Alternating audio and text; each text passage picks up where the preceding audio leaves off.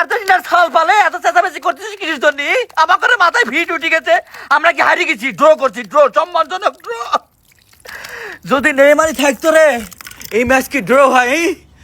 পেশার একবারে গলায় উঠে গেছে রে ভাই, উড়ি মারে। আমরা সম্মানজনক ড্র করেছি।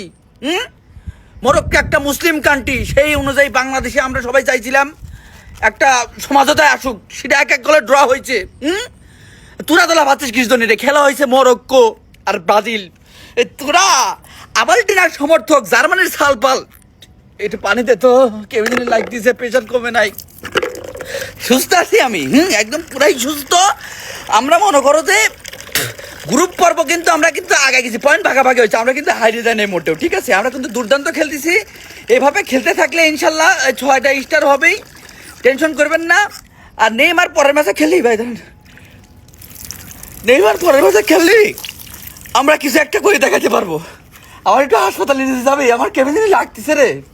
আমি সুস্থ, এমনিতেই সুস্থ, আমার কোনো সমস্যা নাই, কিন্তু একটু নিয়ে চল তো।